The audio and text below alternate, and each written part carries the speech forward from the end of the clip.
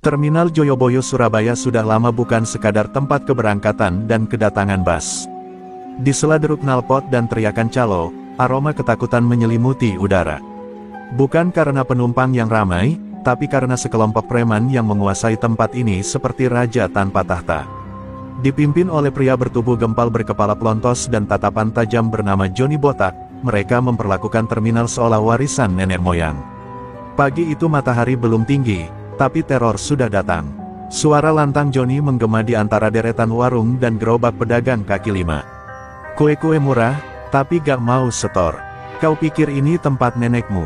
Bentaknya sambil menendang keranjang kue milik seorang wanita parubaya yang sedang memungut sisa dagangannya.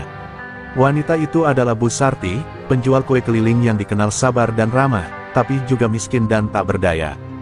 Bu Sarti hanya bisa terdiam. Tubuhnya gemetar menahan sakit di tulang lutut yang tadi terantuk trotoar saat keranjangnya ditendang. "Ampun, nak, saya belum laku banyak hari ini," ucapnya dengan suara nyaris tak terdengar. Tangannya meraba lantai mencari onde-onde yang terlempar, tapi sepatu bot Johnny malah menginjak satu persatu kue yang berserakan. "Kalau gak bisa bayar hari ini, besok jangan jualan lagi," ancam Johnny sambil tertawa puas. Orang-orang di sekeliling hanya bisa menunduk. Tak ada yang berani menolong.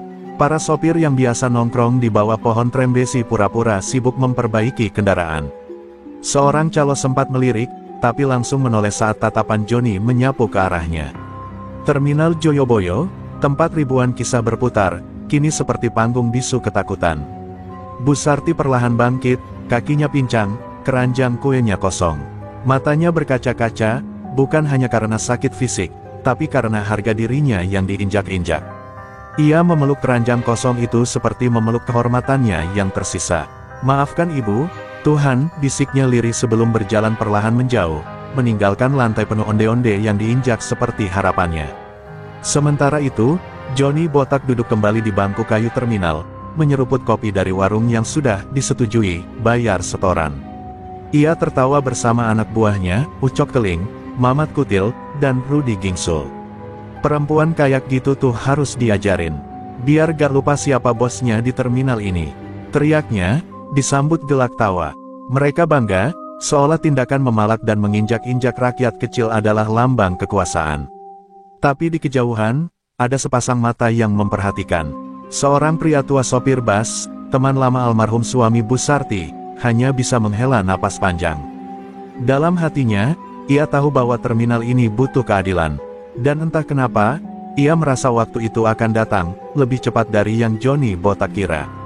Karena mereka tak tahu, wanita yang mereka sakiti bukanlah siapa-siapa, tapi dia adalah ibu dari seseorang. Seseorang yang diam-diam sedang mengarungi jalanan lintas provinsi, membawa bas malam dan warisan kekuatan yang akan mengguncang terminal. Namanya Laras, dan darahnya mendidih begitu tahu ibunya diinjak oleh tikus-tikus jalanan bernama preman. Langkah Bu Sarti terseok menuju rumah kontrakannya di gang sempit dekat Pasar Keputran. Peluh membasahi pelipisnya, bukan karena panas matahari, melainkan karena hatinya yang gemetar menyimpan luka. Di dalam keranjang, hanya tersisa 2 potong kue kering yang retak, mungkin satu-satunya sisa dagangan yang tidak diinjak Johnny Botak. Tapi harga dirinya hancur tak bersisa. Setibanya di rumah, ia segera duduk di atas tikar butut, memijat lututnya yang bengkak. Tangisnya pecah dalam sunyi, bukan karena kesakitan, tapi karena perasaan gagal sebagai ibu. "Maaf, Laras, ibu belum bisa berhenti jualan, belum bisa hidup tenang," ucapnya sambil memandang bingkai. Foto putrinya yang terpajang di dinding, seorang perempuan muda berseragam sopir bus malam, tersenyum gagah di depan armada raksasa. Tak lama kemudian, suara deru motor besar menghentak halaman kontrakan. Laras, putri semata wayangnya, baru saja tiba dari trayek Jember-Surabaya. Tubuhnya lelah, jaket bas masih menempel di pundak, namun wajahnya langsung tegang melihat keadaan ibunya. "Bu, lutut ibu kenapa? Siapa yang berani nyakitin ibu?" tanyanya tajam, dengan suara bergetar menahan amarah. Bu Sarti mencoba menyembunyikan luka itu dengan senyum palsu. "Ndak apa-apa, nak, ibu cuma jatuh di terminal," ucapnya, meski matanya tak bisa berbohong. Tapi Laras tak sebodoh itu. Ia menatap sisa kue di keranjang, melihat bekas injakan sepatu, dan mencium aroma ketidakadilan yang menyesakkan. Hatinya langsung panas. Johnny botak, "Iya," bisiknya pelan, namun penuh dendam. Laras berdiri, membuka jaketnya perlahan, memperlihatkan gelang kulit hitam yang terikat di lengannya, warisan ayahnya, bekas pendekar jalanan yang tewas dalam duel membela kaum kecil. Ia tak langsung bertindak, tapi dalam diam, ia sudah menyusun langkah. "Ibu, mulai besok, biar Laras yang antar kue ke terminal." "Ibu istirahat saja," ujarnya sambil menggenggam tangan ibunya. Malam itu, Laras tak bisa tidur. Ia berdiri di halaman, menatap langit. Suara angin malam membawa kembali kenangan masa kecilnya, bagaimana ayahnya mengajarkan dasar-dasar jurus lembu sekilan, sebuah ilmu langka yang membuat tubuh kebal dari senjata dan serangan fisik. Namun ayahnya berpesan, "Jangan kau pakai sembarangan, Laras. Tapi bila ibumu disakiti, jangan ragu." Di dalam kamarnya, Laras membuka kotak kayu tua berisi selendang hitam dan manik-manik merah. Ia duduk bersila, membaca doa-doa kuno sambil mengatur napas.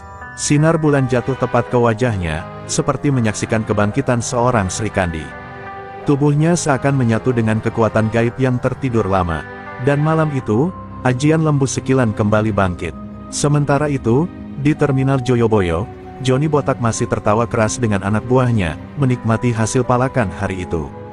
Mereka tidak tahu, bahwa hari-hari keemasan mereka akan segera berakhir.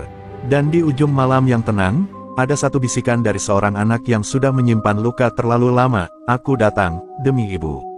Pagi masih basah oleh embun saat Laras membantu ibunya menyiapkan keranjang kue.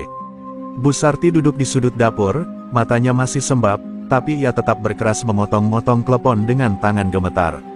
"Ibu sudah biasa, nak, jangan dilawan mereka, nanti kamu malah celaka," katanya pelan, seolah melindungi putrinya dari badai. Tapi Laras tahu, ketakutan ibunya bukan untuk dirinya, melainkan karena trauma kehilangan suami akibat kekerasan. Laras berhenti mengaduk adonan, menatap ibunya dengan lembut tapi penuh ketegasan. "Bu, ibu sudah cukup lama diam. Sekarang giliran Laras yang bicara. Mereka harus tahu, kalau mereka sentuh ibu, mereka sentuh nyawa Laras juga," ucapnya lirih, namun dalam. Bu Sarti hanya bisa menunduk, tangisnya jatuh menimpa klepon yang belum dibungkus. Air mata itu seperti darah luka lama yang kembali mengalir. Setelah semua kue siap, Laras mengenakan jaket kulit hitam dan kerudung tipis menutupi wajahnya sebagian.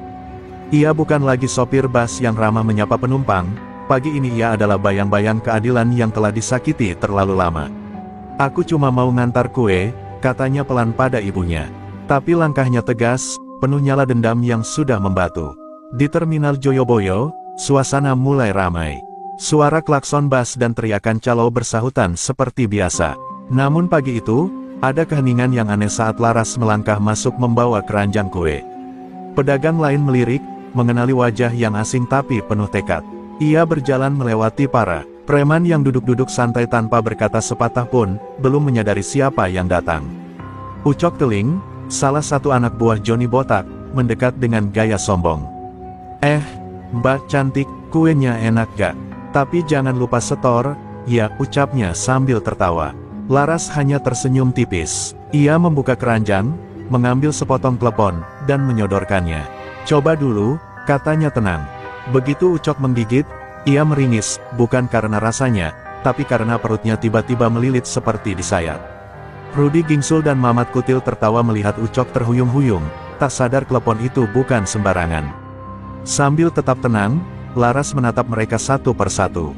"Aku bukan pedagang biasa, dan kalian sudah melukai orang yang salah."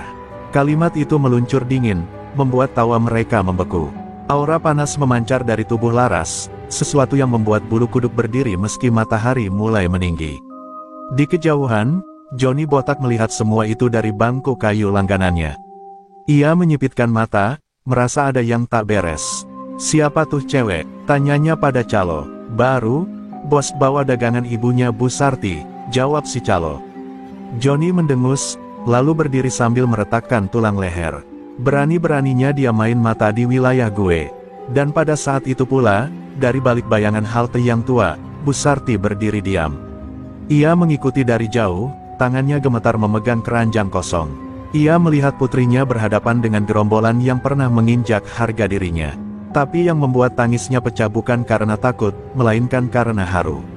Anak yang dulu ia lahirkan dalam sunyi, kini berdiri di depan dunia, menantang badai demi seorang ibu yang tak punya siapa-siapa selain dia. Langkah Johnny Botak menggema berat di aspal terminal yang mulai panas. Sorot matanya menyapu ke arah Laras yang masih berdiri tenang di depan keranjang kue. Para preman anak buahnya mulai merapat, membentuk setengah lingkaran, siap menonton tontonan baru. Mereka pikir ini hanya perempuan nekat yang sebentar lagi akan menangis minta ampun seperti yang lain. Tapi Johnny melihat ada sesuatu yang berbeda di sorot mata Laras, bukan takut, tapi menantang. Kamu ini siapa? Baru datang langsung sok jagoan. Gak tahu aturan di terminal ini. Bentak Johnny sambil meludah ke samping. Laras tak bergeming. Ia angkat wajahnya perlahan, membuka sedikit kerudung tipisnya hingga menampakkan seluruh wajah. Semua orang terdiam, senyum tenang Laras menghujam seperti sembilu. Aku, anak dari Bu Sarti, yang kuasamu injak kemarin, dan yang hari ini kau akan bayar. Suasana terminal mendadak sunyi, bahkan calo yang biasa cerewet pun tak lagi bersuara. Beberapa sopir saling pandang, beberapa mengenali wajah Laras sebagai sopir bus malam trayek Jember-Surabaya yang terkenal ulet dan berani. Tapi mereka tak tahu bahwa perempuan itu punya warisan lebih dari sekadar kemudi bus, ajian lembu sekilan, ilmu kebal tubuh yang sudah menjadi legenda di kalangan pendekar jalanan Jawa Timur. Johnny tertawa keras. Jadi kamu mau balas dendam dengan kue-kue ini, atau dengan paras manis itu? Tangan kanannya melayang kasar mencoba mendorong Laras. Tapi seketika itu juga, tubuh Johnny terpental sejauh 2 meter seperti menabrak tembok tak terlihat. Semua terperanjat, Laras bahkan belum bergerak. Ia hanya berdiri tegak, namun udara di sekitarnya terasa berat, seolah ada energi yang tak bisa dijelaskan. Ucok Keling buru-buru maju hendak membantu Johnny, tapi langkahnya berhenti mendadak. Matanya membelalak. Di mata batinnya yang setengah peka, ia melihat bayangan sosok kerbau raksasa berdiri di belakang Laras. Hitam, bermata merah, dan mengaum tanpa suara. Lembu sekilan, gumamnya lirih. Ia langsung mundur ketakutan, wajahnya pucat seperti kain kafan. Laras melangkah maju 1 langkah. Dengan suara rendah tapi bergetar oleh kekuatan batin, ia berkata, "Kalian hidup dari memeras orang kecil, memukul ibu-ibu, menjual ketakutan. Tapi hari ini, kalian berhadapan dengan anak dari ibu itu. Dan aku, tidak akan diam." Tangan Laras menyentuh gelang kulit di lengannya. Seketika, angin seperti berputar mengitari tubuhnya, menggulung debu dan membuat kain dagangan berkibar. Bu Sarti yang menyaksikan dari jauh, jatuh berlutut di trotoar. Air matanya mengalir deras. Ia mengenali suara itu. Bukan hanya suara anaknya, tapi gema dari almarhum suaminya yang dulu pernah berdiri di tempat itu dengan sikap yang sama. "Anakku, sudah jadi pendekar," bisiknya lirih, penuh bangga sekaligus takut. Dan di balik dinding warung, para sopir dan pedagang kecil mulai berdatangan, mengintip di balik tiang dan kendaraan. Mereka menyaksikan sesuatu yang tak pernah mereka bayangkan sebelumnya. Seorang perempuan, anak penjual kue, berdiri sendirian melawan kekuasaan preman yang selama ini menindas mereka semua. Hari itu, terminal Joyoboyo mulai berguncang, bukan oleh kekerasan, tapi oleh keberanian. Pagi yang biasanya penuh rutinitas berubah menjadi panggung ketegangan. Terminal Joyoboyo tak lagi dipenuhi teriakan calo atau deru bas, melainkan bisik-bisik ketakutan dan ketakjuban. Laras berdiri di tengah, wajahnya dingin menatap Johnny Botak yang masih tergolek lemas setelah terpental tanpa disentuh. Di matanya, tak ada amarah membabi buta, yang ada hanyalah keadilan yang sudah terlalu lama ditahan. Johnny Botak bangkit dengan susah payah, wajahnya merah padam menahan malu. Ia bukan cuma dihajar oleh kekuatan tak kasat mata, tapi juga oleh rasa dipermalukan di hadapan anak buah dan publik terminal. "Hajar dia, sekarang juga," teriaknya serak. Ucok, Mamat, dan Rudi maju bersamaan, ragu-ragu. Tapi sebelum mereka sempat menyentuh Laras, tubuh mereka terpental seperti terkena badai yang tak terlihat, berguling-guling menabrak bangku terminal. Para pedagang kecil dan sopir yang selama ini bungkam, kini mulai maju perlahan. Salah satu dari mereka, Pak Darto, sopir bus tua yang mengenal baik almarhum suami Bu Sarti, menyipitkan mata. "Aku ingat ilmu itu lembu sekilan, ajian milik Bram, suaminya Bu Sarti," gumamnya lirih. Para sopir lain terdiam, menyadari bahwa Laras bukan sekadar anak tukang kue, ia pewaris darah pendekar yang dahulu membela rakyat kecil. "Bu Sarti, yang menyaksikan dari kejauhan dengan mata berkaca-kaca, akhirnya memberanikan diri melangkah mendekat. Wajahnya pucat, tapi sorot matanya penuh haru. Ia berdiri di samping keranjang kuenya yang tergeletak. "Laras, sudah cukup, nak. Ibu tak ingin kamu terluka seperti ayahmu dulu," bisiknya lirih, nyaris tak terdengar. Tapi Laras mengangguk pelan, tanpa berkata-kata, seolah memahami semua luka yang terpendam di dalam hati ibunya. Johnny botak yang mulai panik mencoba menarik golok kecil dari balik pinggangnya. "Kamu pikir bisa selamanya kebal? Hah? Ini bukan dongeng," teriaknya sambil mengayunkan golok ke arah Laras. Tapi begitu senjata itu menyentuh tubuh Laras, terdengar suara nyaring, prang, seperti golok menabrak baja. Bila itu terpental, patah di ujung, dan Johnny terpaku. Wajahnya memucat. Apa kamu manusia, atau setan?" Laras melangkah pelan ke arahnya, menatap dalam-dalam. "Aku bukan setan, tapi aku dibesarkan oleh seorang ibu yang sabar, dan dibunuh perlahan oleh ketidakadilan yang kalian tanam. Hari ini, aku bukan hanya anaknya. Aku suara dari semua yang kalian tindas," ucapnya lirih tapi menghantam. Johnny terduduk, tak bisa berkata apa-apa. Untuk pertama kalinya ketakutan menguasainya sepenuhnya. Orang-orang mulai berdatangan. Beberapa pedagang kecil memunguti kue-kue Bu Sarti yang berserakan. Seorang calo muda diam-diam menyodorkan air minum ke Laras, wajahnya penuh hormat. "Terima kasih, Mbak. Akhirnya ada yang berani melawan." Dan di balik tirai bas yang terparkir, kamera ponsel mulai merekam, mengabadikan momen ketika seorang perempuan berdiri sendiri melawan ketidakadilan, sebuah jejak luka yang mulai disembuhkan oleh keberanian. Setelah peristiwa pagi itu, nama Laras tersebar cepat di antara lorong-lorong terminal. Bukan lagi sekadar sopir bas cantik, tapi kini disebut sebagai Sri Kandi Joyoboyo, perempuan yang menantang kekuasaan preman hanya demi membela ibunya. Di warung kopi, calo dan kernet saling berbisik tentang pukulan tak terlihat, tentang golok yang patah sendiri, dan tentang ilmu lembu sekilan yang dulu hanya legenda. Tapi bagi Laras, ini baru awal. Siang itu, Laras duduk di sudut warung sederhana, ditemani segelas es teh dan pisang goreng. Matanya awas menatap ke arah para preman yang masih mondar-mandir, meski kini tak segarang kemarin. Ia tahu betul, satu kemenangan tak cukup. Johnny botak masih punya akar yang dalam, pungli, jaringan pemalak sopir luar kota, bahkan backing dari oknum tertentu. Laras menyadari, ia harus menggali lebih dalam, dan mulai mengincar akar kejahatan itu. Tiba-tiba, seorang pria tua berjaket lusuh menghampirinya. Ia duduk pelan tanpa diminta, meletakkan tas kecil berisi dompet lusuh dan kartu sopir antik. "Kamu Laras, anaknya Bram dan Bu Sarti?"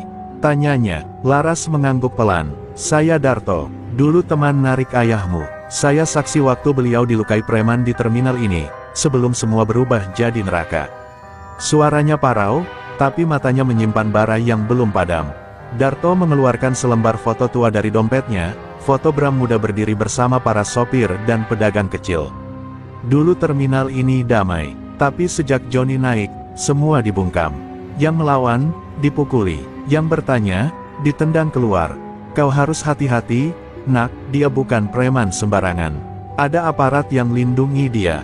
Dan katanya, Johnny lagi tunggu bala bantuan dari luar kota. Suasana warung mendadak terasa sesak oleh beban kebenaran itu.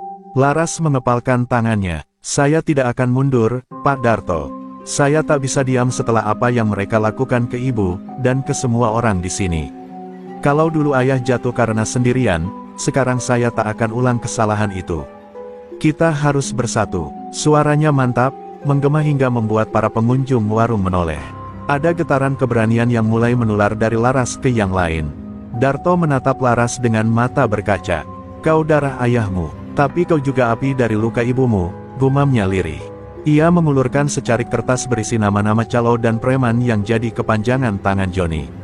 "Ini mereka, dan satu nama penting, yang jadi otak pungli, Pak RT Terminal. Orang yang pura-pura netral tapi sebenarnya pengumpul setoran terbesar." Mata Laras menyipit. Ia paham sekarang, Johnny bukan akar satu-satunya. Ada sistem yang menopangnya. "Baik, saya akan mulai dari mereka. Biar semua tahu, Sri Kandi Jalan Raya tak cuma bisa bertarung, tapi juga membongkar kejahatan yang kalian tutupi selama bertahun-tahun," ucapnya tenang, lalu memasukkan kertas itu ke saku jaketnya. Dari kejauhan, Johnny botak memperhatikan semua itu sambil duduk di dalam mobil pickup tua. Di sampingnya, seseorang tengah menelepon seseorang dari luar kota. Kirim anak-anak dari pasar turi. Cewek ini bahaya, sebelum dia bongkar semua, kita habisi dulu. Suara Johnny pelan, tapi penuh niat busuk. Ia tak tahu, bahwa yang akan ia hadapi bukan sekadar perempuan, tapi warisan dendam yang siap menyala dalam kobaran keadilan. Malam turun perlahan di atas terminal Joyoboyo. Lampu-lampu mulai menyala remang, tapi suasana tak seperti biasa. Beberapa sopir dan pedagang merasakan kegelisahan yang sulit dijelaskan. Mereka melihat preman-preman lama tampak resah, bahkan sebagian tak lagi berkeliaran seperti biasanya. Diam-diam, angin perubahan yang ditiup Laras telah mengguncang sarang ketakutan yang bertahun-tahun bersarang. Sementara itu, di sebuah rumah kontrakan kumuh di belakang terminal, Johnny botak duduk bersama 4 pria asing berperawakan kekar. Mereka adalah preman dari pasar turi, kelompok bayaran yang biasa menyelesaikan urusan secara brutal. Cewek itu harus dihentikan sebelum mulutnya makin besar, desis Johnny, seraya menggeser segepok uang ke atas meja. Salah satu pria bernama Wahab, preman bayaran paling bengis dari Tambak Asri, menyeringai. Kalau urusan cewek, gampang.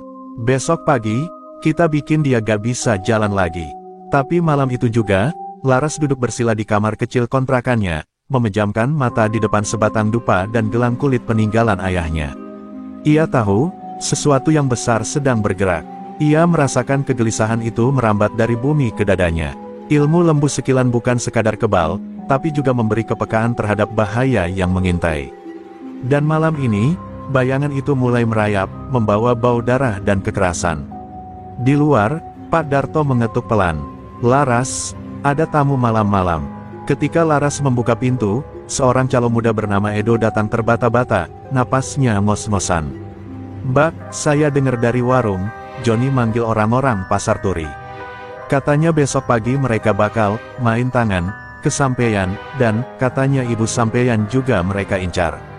Wajah Edo pucat, penuh ketakutan, tapi juga keberanian yang mulai tumbuh. Laras menatapnya dalam-dalam. Terima kasih, Do. Kamu sudah pilih jalan yang benar. Mendengar kabar itu, Bu Sarti langsung panik. Nak, kita kabur aja. Ibu takut kamu kenapa-kenapa, ucapnya sambil menggenggam tangan Laras. Tapi Laras menggeleng, matanya tenang. Bu, kalau kita lari sekarang, mereka akan terus menang. Ibu sudah cukup lama disakiti. Sekarang biar Laras yang berdiri untuk ibu, dan untuk semua orang kecil yang mereka injak.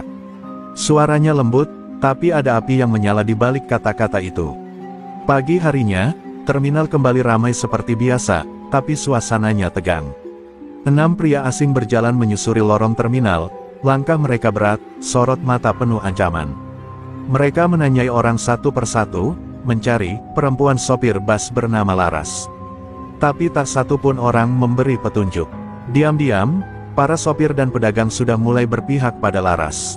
Keberaniannya telah membangunkan keberanian lain yang selama ini tertidur. Di ujung lorong, Laras berdiri dengan jaket kulit dan selendang hitam di pinggang. Ia tak lari, ia menunggu. Saat para preman bayaran melihatnya, mereka menyeringai penuh kemenangan, seolah telah melihat mangsa mudah.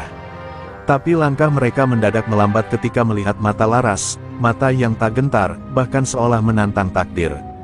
Kalau kalian datang membawa kekerasan, kalian tak akan pulang dengan utuh, ucapnya tenang. Dan di balik tiang-tiang besi terminal, para sopir, calo, dan pedagang kecil mulai berdiri diam-diam. Tak membawa senjata, tapi membawa keberanian. Hari itu, yang akan terjadi bukan hanya bentrokan, tapi pertarungan antara dua dunia, dunia ketamakan yang dibungkus kekerasan, dan dunia keberanian yang lahir dari luka. Dan semuanya bermula dari seorang perempuan yang hanya ingin membela ibunya. Langkah kaki para preman bayaran dari pasar turi makin dekat ke arah Laras. Mereka berenam, tubuh besar dan wajah garang, penuh luka lama yang menandakan mereka bukan orang sembarangan. Tapi Laras berdiri tenang di tengah lorong terminal, hanya mengenakan selendang hitam di pinggang dan gelang kulit di lengan. Tak ada rasa gentar di wajahnya. Ia tahu, saatnya telah tiba. Saat di mana ajian yang diwarisi dari almarhum ayahnya harus bangkit sepenuhnya. Wahab, pemimpin preman bayaran itu, melangkah paling depan. Cewek kayak, kamu harusnya di rumah, bukan sok jagoan di tempat laki-laki, cibirnya sambil menyeringai. Laras tak menjawab. Ia memejamkan mata sejenak, mengatur napas, lalu menyentuh gelang kulit di lengannya. Dalam hati, ia memanggil kekuatan leluhur, kekuatan dari ajian lembu sekilan yang telah lama tertidur dalam darahnya. Udara di sekitarnya tiba-tiba berubah, dingin dan berat, seolah bumi ikut menahan napas. Saat Wahab mengayunkan besi ke arah Laras, sesuatu yang tak terlihat menahan gerakannya. Besi itu membentur tubuh Laras, tapi bukan darah yang keluar, melainkan suara dentingan logam yang memekakkan telinga. Semua orang yang menyaksikan tercengang. Apa itu? Wahab mundur, matanya membelalak. Tangannya yang memegang besi bergetar hebat. Laras membuka matanya. Di bola matanya, tampak semburat merah samar. Ajian lembu sekilan telah terbangun. Dua preman lain mencoba menyerang dari kanan dan kiri, membawa rantai dan pisau lipat. Tapi sebelum mereka sempat menyentuh Laras, tubuh mereka terhempas seperti diterjang angin ribut. Mereka terlempar ke belakang, menabrak tiang terminal hingga pingsan. Orang-orang mulai bersorak pelan, tidak berani terlalu keras, tapi semangat mereka menyala. Seorang ibu penjual minuman meneteskan air mata. Ya Allah, ini malaikat atau anak manusia. Di balik kerumunan, Bu Sarti menutup mulutnya, gemetar menyaksikan putrinya melawan para preman besar tanpa rasa takut. Hatinya campur aduk antara bangga dan takut. Ia tak pernah menyangka, anak kecil yang dulu ia timang dengan lagu-lagu Jawa, kini menjadi perisai bagi semua yang tak bersuara. Ia ingin menjerit, tapi bibirnya hanya bisa bergetar, berdoa dalam hati agar Laras selamat. Wahab yang masih sadar, mencoba bangkit dengan sisa tenaga. Ini belum selesai, teriaknya. Ia mencoba menusuk Laras dari belakang. Tapi begitu ujung pisau menyentuh kulit Laras, tubuh Wahab mendadak kaku, lalu jatuh berlutut, napasnya megap-megap. Seperti ada energi tak kasat mata yang menyedot kekuatannya. Laras menoleh perlahan, menatapnya tajam. Kalau kau tak kenal keadilan, maka keadilan akan mengenalmu, ucapnya dingin. Sisa dua preman yang masih berdiri gemetar, saling pandang, lalu melarikan diri begitu saja tanpa perintah.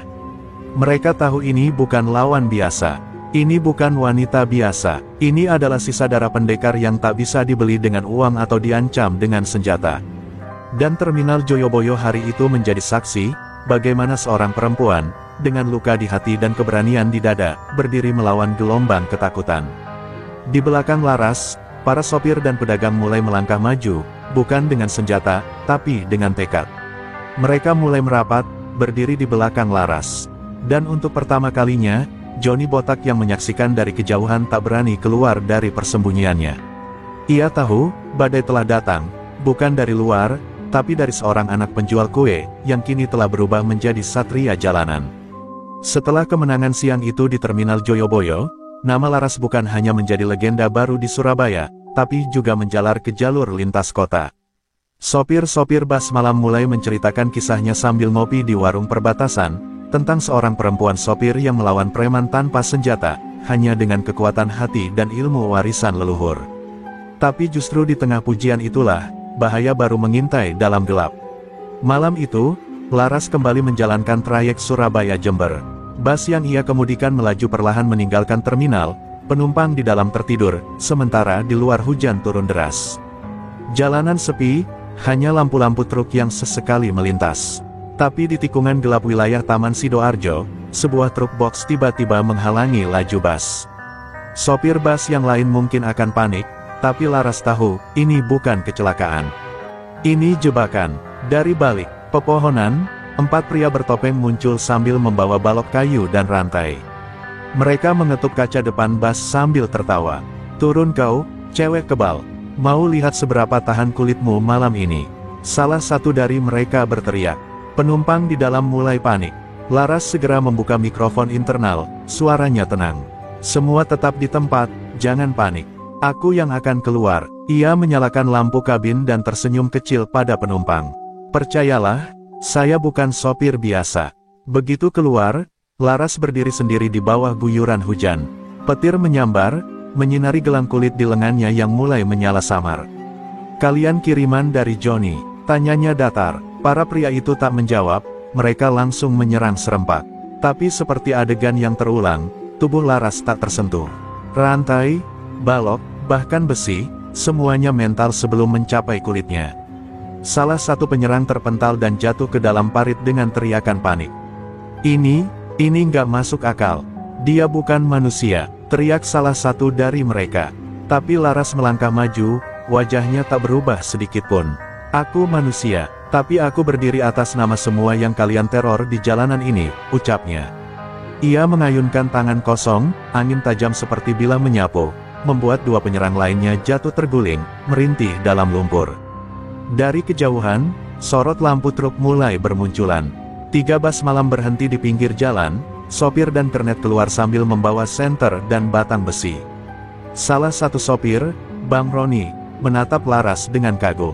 Kami dengar kamu diserang, kami nggak akan tinggal diam. Malam itu, jalanan bukan lagi milik preman. Jalanan mulai dikuasai oleh mereka yang selama ini hanya diam, dan sekarang ikut melawan. Laras menatap tubuh-tubuh preman bayaran yang tumbang di genangan hujan. Ia menatap ke langit, membiarkan air hujan membasahi wajahnya. Perjalanan ini belum selesai, gumamnya dalam hati. Ia tahu, selama Johnny Botak dan sistem pungli masih berdiri, masih akan ada orang-orang kecil yang ditindas. Dan ia tak akan berhenti. Bas kembali melaju menembus malam. Di dalam kabin, penumpang kembali tertidur. Tapi di balik kemudi, Laras menyetir dengan mata waspada dan hati menyala. Bukan lagi sekadar sopir bas, tapi pelindung jalanan. Dan malam itu, semua yang melintas tahu, bahwa di balik setir bas malam, ada Srikandi yang tak bisa dikalahkan. Matahari memancarkan terik menyengat di atas kampung kecil tempat Bu Sarti tinggal. Suasana biasanya tenang, hanya suara ayam, ibu-ibu mencuci, dan anak-anak bermain. Tapi siang itu, awan terasa menggantung meski langit cerah. Dari gang sempit, sebuah mobil hitam tanpa plat berhenti perlahan. 4 pria bertubuh besar turun tanpa banyak bicara. Salah satu dari mereka membawa jeriken bensin. Teror itu datang, bukan ke terminal, tapi langsung ke rumah. Bu Sarti yang sedang menjemur onde-onde di halaman merasakan firasat buruk. Langkah-langkah berat pria-pria asing itu menggema seperti genderang kematian. Ia berdiri gemetar, menutupi wajah dengan tangan. Mau cari siapa, nak? Suaranya bergetar, mencoba tetap tenang. Tapi salah satu pria menyeringai. Cari anakmu, Bu. Laras. Tapi karena dia gak ada, ya rumahnya aja yang kami sapa duluan. Seketika, Bu Sarti berlutut sambil merangkul kaki pria itu. Ampun, jangan bakar rumah ini, nak. Disinilah kenangan saya sama suami saya. Disinilah Laras besar, tolong, jangan. Air mata mengalir membasahi tanah. Tapi pria itu hanya menendangnya kasar. Kita gak disuruh dengar cerita. Kita disuruh bikin dia sadar, jangan sok jadi pahlawan. Namun, sebelum mereka sempat menyiramkan bensin, terdengar suara motor menderu keras dari ujung gang. Laras, yang mendapat kabar dari Edo via telepon, datang dengan kecepatan tinggi. Ia melompat dari motor bahkan sebelum kendaraan itu berhenti sempurna. Matanya menyala, tubuhnya basah keringat dan debu. Kalian, berani sentuh ibu saya. Suaranya lebih tajam dari pisau. Salah satu pria mencoba menghadangnya, tapi Laras bergerak seperti bayangan. Satu tendangan membuat pria itu terseret menghantam pagar bambu. 2 lainnya maju serempak, tapi tubuh Laras seolah tak tersentuh, ajian lembu sekilan bekerja sempurna. Ia melesat, menghantam lawan dengan pukulan kosong yang membuat mereka roboh tanpa sempat menjerit. Tinggal satu pria tersisa, yang kini mundur dengan wajah ketakutan. Bilang ke Johnny Botak, Laras berjalan mendekat, wajahnya penuh amarah dan luka. Sentuh ibu saya sekali lagi, bukan cuma kalian yang akan saya tumbangkan. Tapi saya akan datangi markas kalian. Dan saya tak akan datang sendirian. Pria itu mengangguk cepat, lalu lari sempoyongan menuju mobil yang langsung tancap gas meninggalkan gang itu dalam debu. Bu Sarti menangis sambil memeluk kaki Laras. Nak, sampai kapan ini terus begini? Ibu tak mau kehilangan kamu seperti kehilangan ayahmu dulu. Tangannya gemetar, suaranya pecah. Laras memeluk ibunya erat, air matanya jatuh, tapi suaranya tetap kokoh. Ibu, aku gak akan biarkan kita dihancurkan. Ayah gugur sendirian, tapi aku tidak. Kali ini, kita akan bangkit bersama. Dari balik tembok rumah tetangga, warga mulai berdatangan. Pak RT, yang selama ini diam, hanya menonton dari jauh. Tapi beberapa pemuda mulai berbisik, beberapa ibu-ibu menggenggam tangan anak mereka lebih erat. Hari itu, ketakutan mulai bergeser menjadi keberanian. Dan dari dalam hati Laras, satu hal semakin jelas, perang ini bukan lagi soal balas dendam, tapi soal membebaskan. Malam itu langit Surabaya mendung, seolah bumi ikut menahan napas. Di dalam kamar kecil kontrakannya, Laras duduk bersila di depan gelang kulit dan selendang hitam peninggalan ayahnya. Di luar, suara warga kampung yang berdatangan makin ramai. Mereka tak hanya datang karena ingin tahu, tapi karena sesuatu dalam diri mereka mulai bangkit, keberanian yang dipicu oleh sosok perempuan yang tak gentar menghadapi preman bersenjata demi ibunya. Pak Darto dan Edo duduk di samping Laras, memetakan jalur markas Johnny Botak. Gudang tua di belakang terminal. Dari luar cuma kayak tempat parkir angkot, tapi di dalamnya, pusat pungli, pengancaman, dan transaksi gelap. Kami semua tahu itu, tapi gak pernah ada yang berani sentuh, jelas Pak Darto pelan. Laras menatap peta lusuh itu dengan mata menyala. Besok subuh, kita datangin mereka. Bukan buat balas dendam, tapi buat bebaskan terminal ini dari ketakutan. Keesokan subuh, Laras mengenakan jaket kulit dan selendang hitam. Di belakangnya, belasan sopir dan pedagang kecil berdiri, sebagian membawa tongkat kayu dan senter, sebagian hanya modal keberanian. Tapi sorot mata mereka sama, cukup sudah ketakutan ini. Kalau kita gak melawan sekarang, anak-anak kita akan hidup di bawah ancaman yang sama, ujar Laras sebelum mereka berangkat. Kata-katanya seperti api yang membakar semangat semua yang hadir. Mereka bergerak diam-diam, memutari belakang terminal, menyusuri jalur-jalur sempit menuju gudang tua. Dari celah papan kayu, tampak Johnny Botak dan beberapa anak buahnya sedang duduk mengumpulkan uang setoran dari beberapa calo. Di dinding tergantung foto-foto aparat yang diduga dipelihara untuk melindungi bisnis kotor mereka. Ini sarangnya, bisik Edo dengan rahang mengeras. Laras memberi isyarat. Seketika, pintu gudang didobrak. Para warga masuk dengan langkah mantap. Johnny terperangah, tak menyangka mereka akan menyerang balik. Apa kalian gila? Bentaknya. Tapi Laras sudah berdiri di tengah gudang, langkahnya perlahan, matanya tajam. Kami sudah cukup lama dibungkam. Sekarang, kamu yang harus dengar suara kami. Anak buah Johnny mencoba menyerang, tapi Laras menghantam mereka satu persatu tanpa ragu. Ajian lembu sekilan bekerja sempurna. Tongkat besi patah, golok terlempar, dan satu persatu preman roboh oleh pukulan-pukulan yang tak bisa dibendung.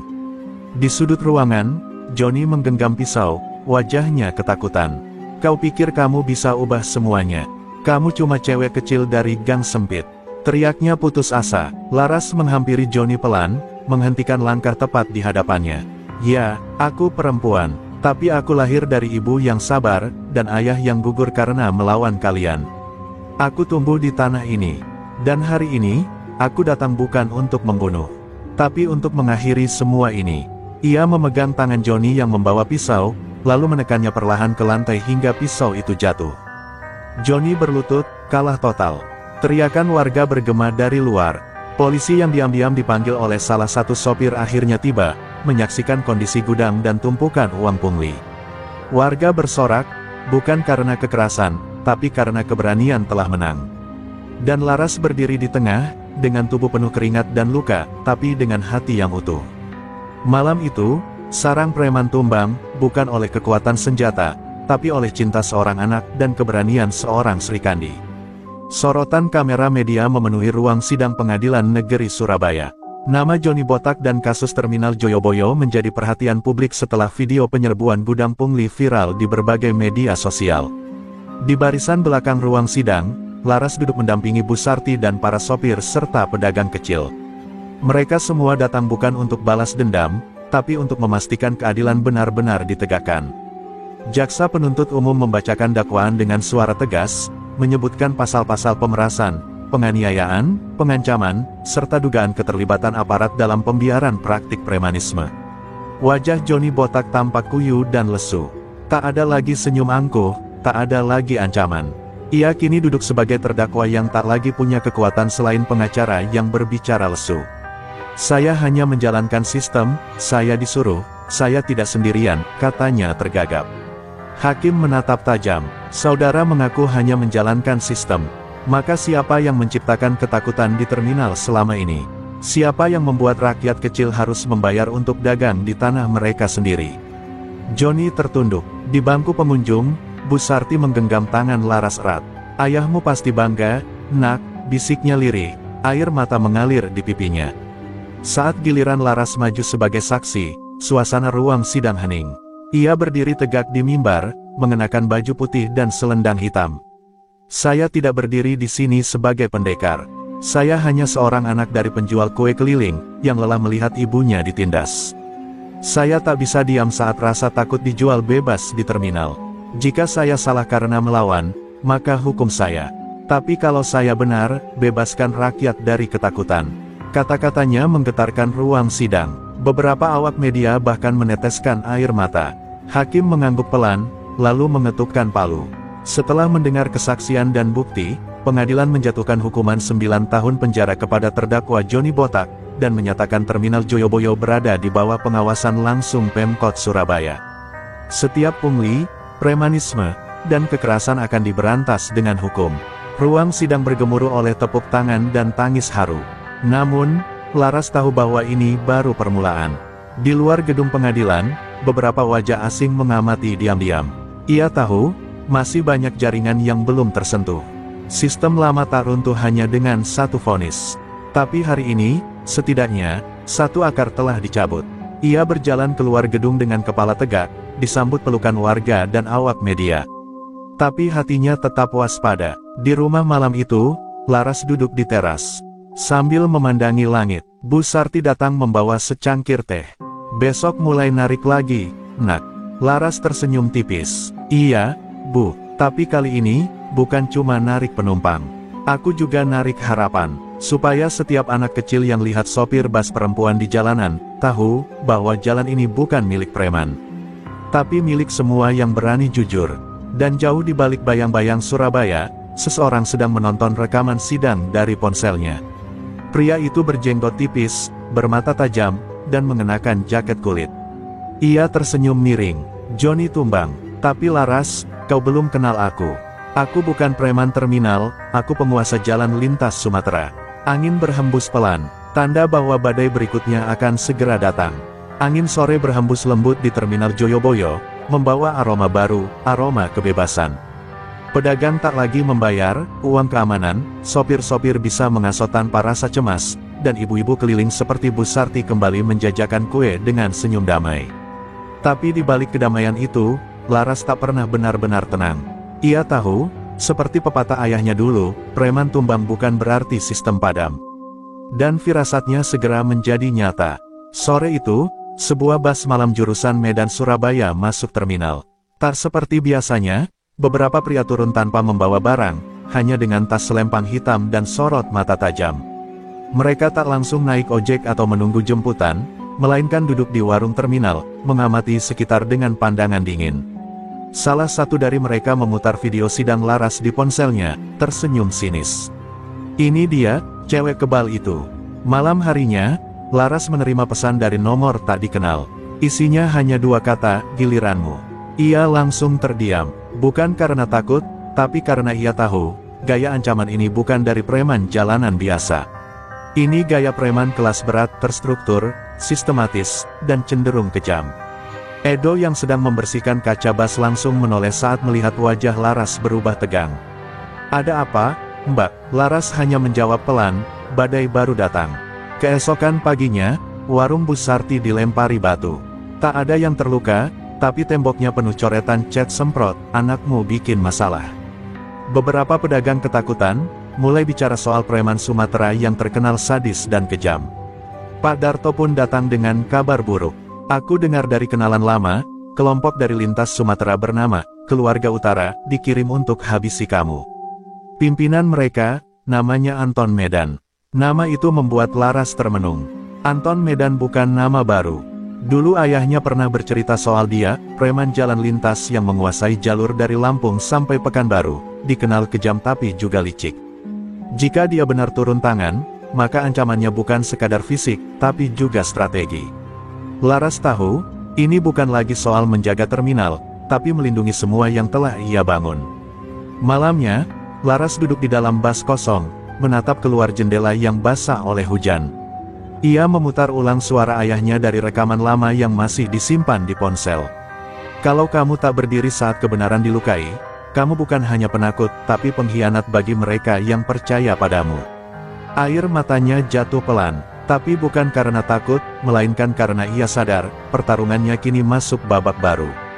Ia lalu berdiri, mengencangkan selendang hitam di pinggang, dan melangkah keluar ke hujan yang deras. Di depan gerbang terminal, Edo, Pak Darto, dan beberapa sopir muda sudah menunggu. Kami dengar kabar, mereka akan coba kuasai terminal malam ini, ujar Edo. Laras menatap mereka satu per satu. Kalau mereka pikir kita akan mundur, mereka belum tahu siapa sebenarnya pemilik jalan ini.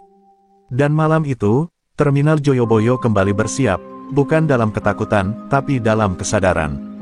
Bahwa perang belum usai, bahwa yang mereka lawan kini, bukan sekadar preman, tapi jaringan gelap yang ingin merebut kembali jalanan dengan cara apapun. Dan di garis depan, Laras berdiri, bukan hanya sebagai anak Bu Sarti, tapi sebagai cahaya di tengah bayang-bayang utara.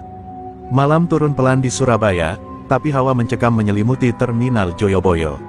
Para sopir dan pedagang gelisah, suara kendaraan terdengar lebih berat dari biasanya. Beberapa wajah baru muncul di sekitaran terminal, berpakaian seperti penumpang, tapi cara mereka berjalan, tatapan mereka yang mengawasi setiap sudut, semua terasa tak biasa. Laras berdiri di dekat gerbang dengan jaket kulit hitamnya, menatap setiap gerak dengan siaga penuh. Ia tahu, malam ini bukan malam biasa. Ini malam ujian, lintas neraka yang datang dari utara. Dari kejauhan, suara deru truk besar mendekat, lalu berhenti di dekat area bongkar muat.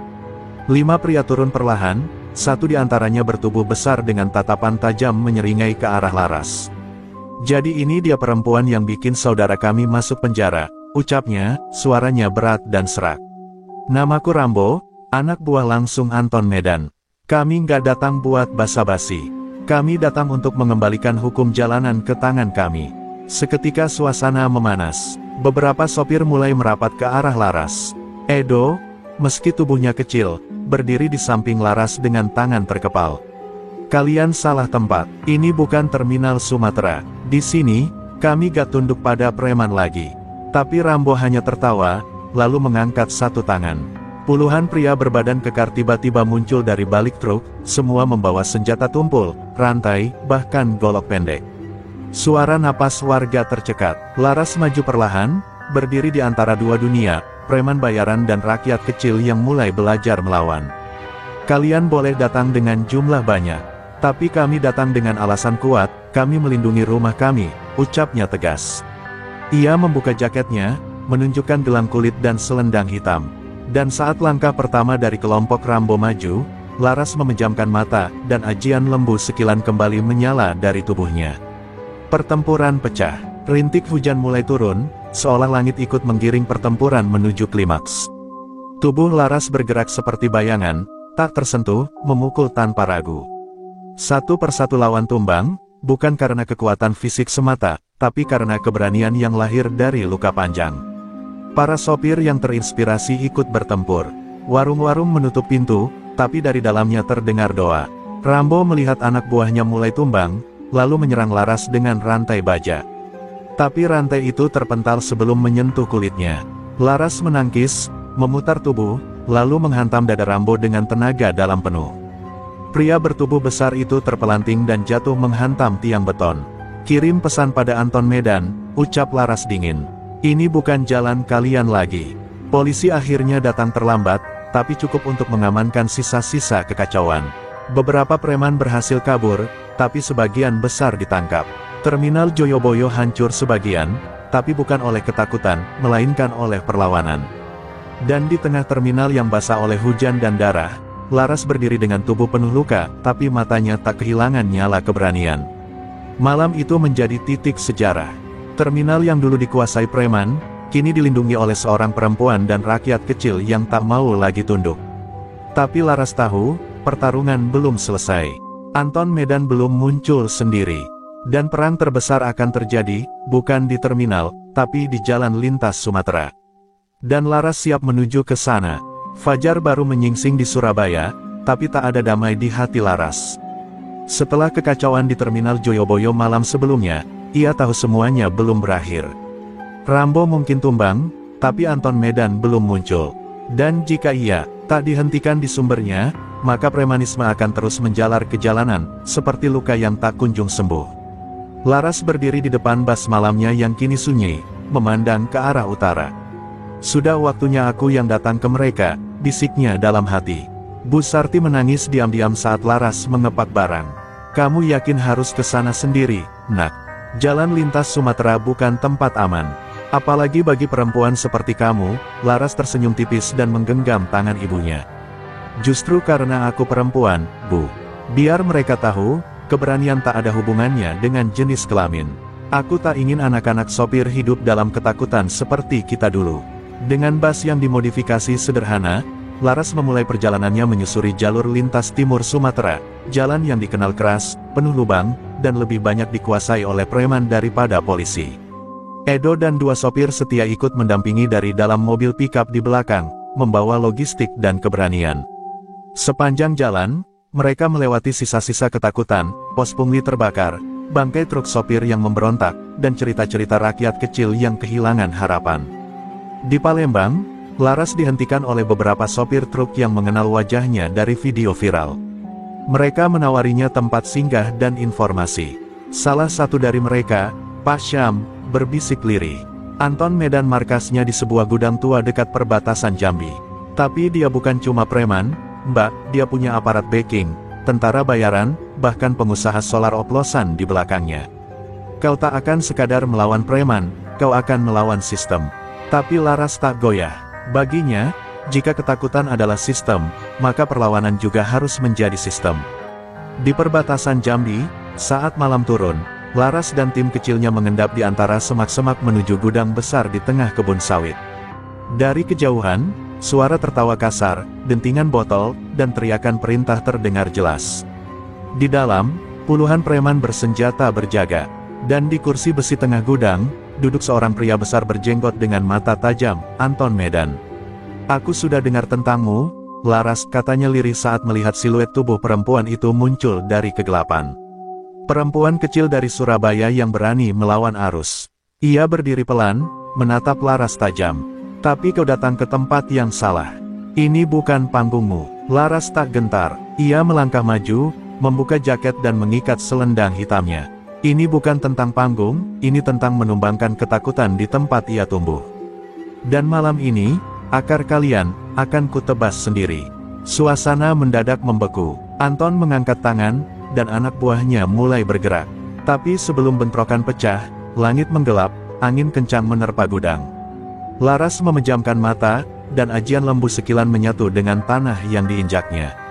Tanah Sumatera mungkin asing baginya, tapi darah keberaniannya menolak tunduk. Malam itu, darah dan debu akan bercampur. Dan jalan lintas timur akan menjadi saksi, bahwa keadilan tak mengenal wilayah. Angin malam menggulung debu-debu merah di pelataran gudang tua itu.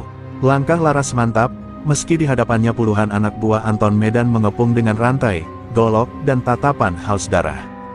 Di balik Laras, Edo dan 2 sopir setia sudah bersiap dengan tongkat kayu dan semangat yang menyala. Tapi Laras mengangkat tangan, memberi isyarat agar mereka tetap di belakang. Ini adalah pertarungan yang harus ia selesaikan sendiri. Bukan demi nama, tapi demi tanah air yang sudah terlalu lama ditindas oleh ketakutan. Anton Medan berjalan pelan dari balik kerumunan, membawa pedang baja pendek yang sudah ternoda darah. Kau perempuan keras kepala, gumamnya sambil tersenyum sinis. Tapi keras kepala tidak akan menolongmu di tempat ini. Ini jalanku, Laras. Jalur lintas ini milik kami. Dari Lampung sampai Aceh, semua tunduk, semua bayar. Laras tak menjawab. Ia membuka ikatan selendangnya dan menempelkannya di tanah, memejamkan mata. Doa dalam bahasa leluhur mengalir dari bibirnya pelan. Begitu Anton menerjang, Laras membuka mata. Ledakan energi ajian lembu sekilan meledak dari tubuhnya seperti badai. Serangan Anton terpantul sebelum mencapai kulitnya. Tanah bergetar hebat. Anak-anak buah Anton terpental tanpa disentuh. Laras melayang sebentar di udara sebelum menghantam tanah dengan kedua kaki. Suara dentuman seperti petir membelah malam. Anton terhuyung, tapi belum tumbang. Ia menyerang lagi, kali ini dengan amarah membabi buta. Pertarungan berlangsung sengit. Laras dan Anton bertukar pukulan dan tendangan, tapi setiap kali Anton mencoba menusuk, tubuh Laras seolah tak tersentuh. Ajian lembu sekilan melindunginya, namun bukan tanpa batas. Napas Laras mulai tersengal, luka kecil mulai muncul di pelipis dan lengan. Tapi matanya tetap menyala. "Kau kuat karena takut yang kau tanam," teriak Laras. "Aku kuat, karena cinta yang aku jaga." Dengan satu gerakan terakhir, Laras mengunci Anton dan menghantamkan lutut ke dada musuh bebuyutannya itu. Anton jatuh berlutut, darah keluar dari mulutnya. "Kau menang, tapi tak akan mengubah apapun," gumamnya. Laras menatapnya tajam. "Kau salah. Ini bukan soal menang atau kalah. Ini soal siapa yang berdiri untuk yang lain. Dan malam ini, aku berdiri, bukan sendirian." Dari belakang, puluhan sopir dan warga yang mengikuti perjalanan Laras mulai berdatangan, membawa cahaya obor, menerangi gelapnya malam Sumatera. Jalanan yang dulu milik ketakutan, kini berubah menjadi saksi keberanian rakyat kecil. Polisi dan aparat setempat yang tadinya diam karena takut, akhirnya bergerak. Beberapa dari mereka menyaksikan langsung pertarungan itu dan tak bisa lagi menutup mata. Anton Medan dan sisa-sisa anak buahnya digiring masuk ke mobil tahanan. Gudang dirazia. Rantai ketakutan yang mengikat jalan lintas itu, akhirnya patah. Laras berdiri lelah, tubuhnya bergetar, tapi senyumnya mengembang pelan. Ia menatap ke langit gelap yang kini terasa lebih lapang. Beberapa hari kemudian, Laras pulang ke Surabaya disambut pelukan hangat Bu Sarti dan sorak-sorai warga.